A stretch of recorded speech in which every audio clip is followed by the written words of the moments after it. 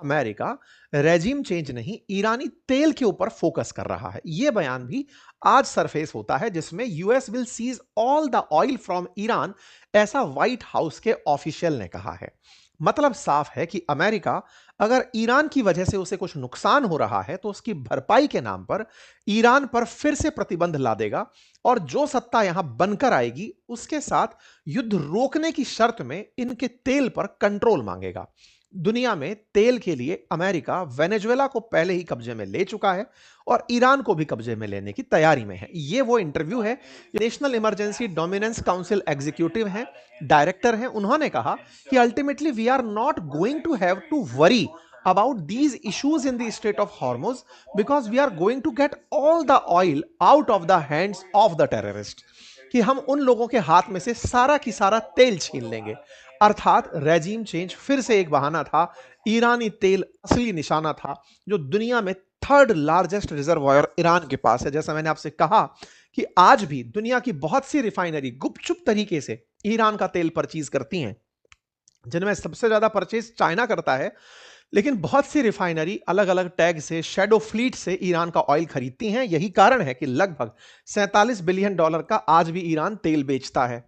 उस ईरान के तेल की खासियत जब कंपेयर की जाती है तो कुछ ऐसे है कि ईरान का oil as transparent as useful, वहीं दूसरा वेनेजुएला का तेल एकदम गाढ़े कीचड़ जैसा है, साफ करने में सबसे ज्यादा खर्चा आता है।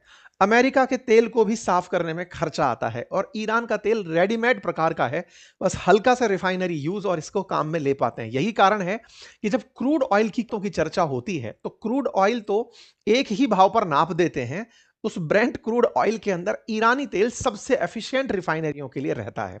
तो अमेरिका असल में तेल के लिए यह मेहनत कर रहा है। यह बात आज खुद व्हाइट हाउस के ही national energy dominance council executive director के बयान से दुनिया के सामने आई।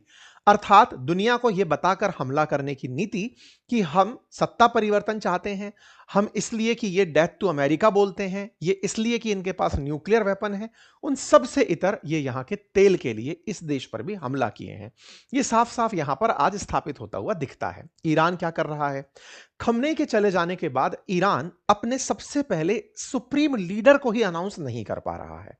कल तक जो खबर थी कि खमने के बेटे को ही इन्होंने सुप्रीम लीडर बना दिया है, उस खबर में आज सत्यता के ऊपर क्वेश्चन मार्क खड़ा इस बात का कि सुप्रीम लीडर का यह नाम अनाउंस नहीं करेंगे। संभावित लोगों में नाम है क्योंकि अमेरिका सुप्रीम लीडर अनाउंस होने के तुरंत बाद ही उसको भी निशाना बना लेगा। इसीलिए अमेरिका अपनी स्टैंड देता है और कहता है कि हमारे बिना बताए किसी को सुप्रीम लीडर मत बनाइएगा, सत्ता हम डिसाइड करेंगे कि ईरान में कौन चलाएगा। खैर, इस बीच में अपडेट आता है कि ईरान ने हाल ही में युद्ध के 8वें दिन सऊदी अरब, यूएई और जॉर्डन में तैनात अमेरिका के terminal high altitude area defence, जिसे थाड़ कहते हैं, उस सिस्टम को निशाना बनाया।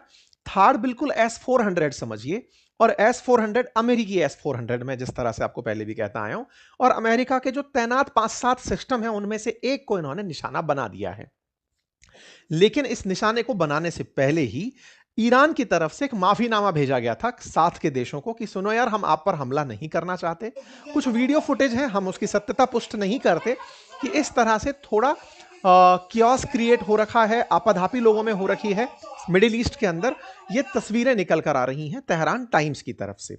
तेहरान यानी ईरान की तरफ से जो भी हमले हो रहे हैं उसके चलते मिडिल ईस्ट के अंदर जो अरब लीग के देश हैं, इनके विदेश मंत्री ऑनलाइन बैठक करने जा रहे हैं।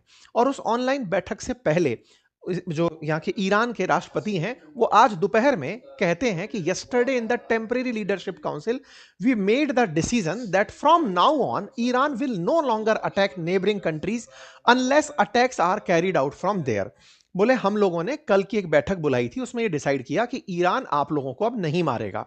ये खबर दोपहर तक निकल ही रही थी और शाम होते होते, यानी कि आपका जब सेशन में करने जा रहा था उससे पहले खबर निकल कर आती है कि दुबई के एयरपोर्ट पर, जिसका नाम दुबई इंटरनेशनल एयरपोर्ट है, उस पर शहीद ड्रोन जो है ईरान का आकर के फटा है।